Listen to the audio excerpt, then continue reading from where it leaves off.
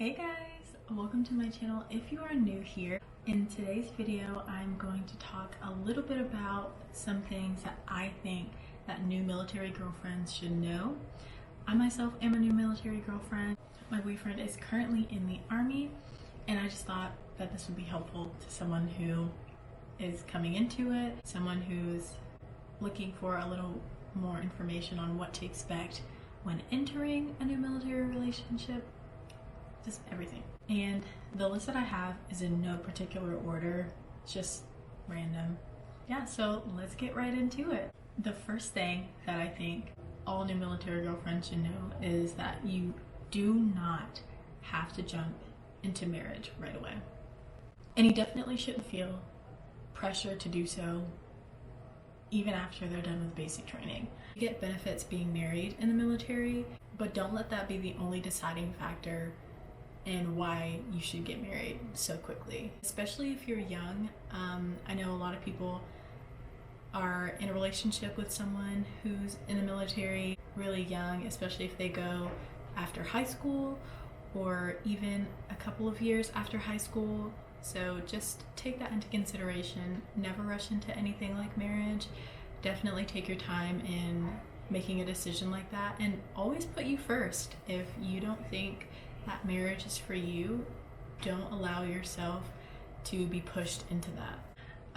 I think this is really important because the military lifestyle is just, it's a lifestyle. It's really unique and it comes with its own set of challenges, and marriage is already difficult. And you add in being married to a service member and all your challenges just kind of multiply. Not everyone can handle how strenuous the military lifestyle is, and that's okay. That's why it's important to have a better understanding of the lifestyle and the military and everything that goes into that before you consider getting married, especially right away. Of course, everyone's relationship moves at its own pace, and if you're ready for that, then 100% go forward with it.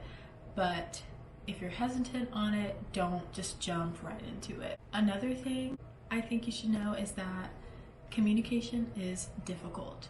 So long distance relationships, the communication is always harder, especially because you don't see each other every day, you're not around each other all the time. And in the military, your partner may not have their phone all the time, they may not get to have their phone at all, they may not be able to look at their phone while they're at work.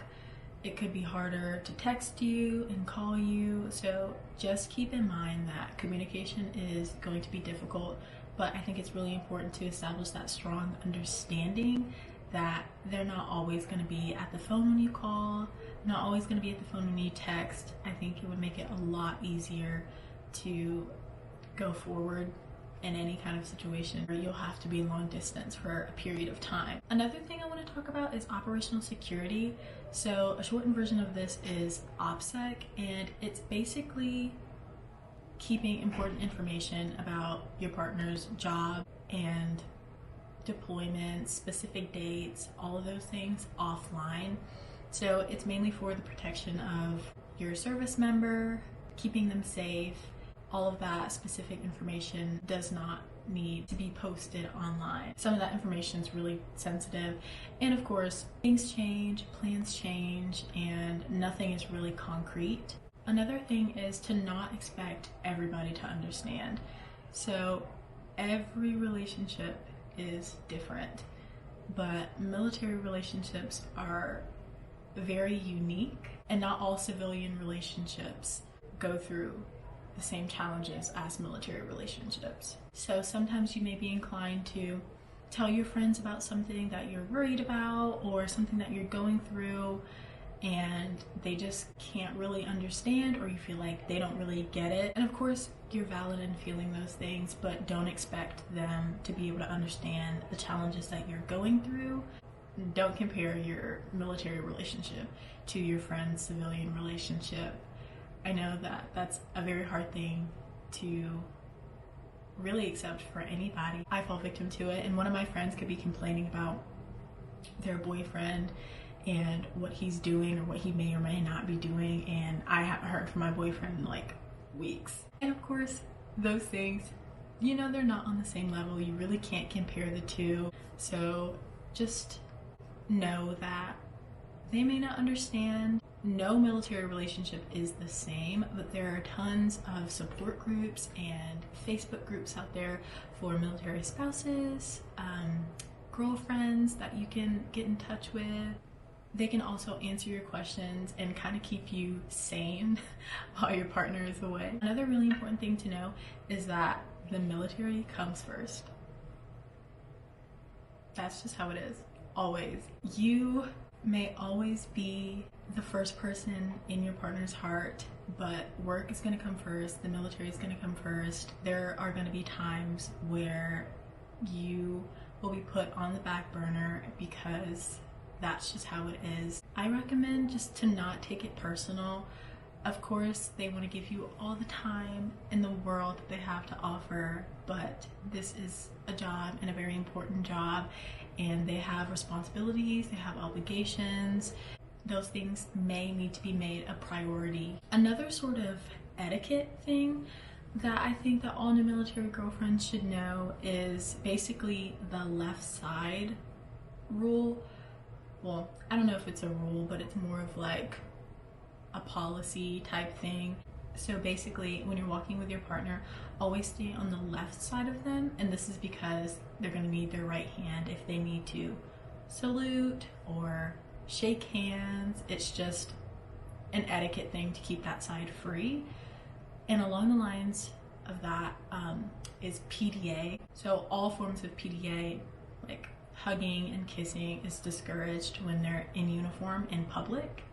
So if you're with your partner and you wonder why they kind of keep brushing off those public displays of affection, it's because it's a rule. So just kind of be courteous of that. The other thing is that there will be secrets. So depending on what kind of job your partner works, there are going to be some things that he may or may not be able to tell you.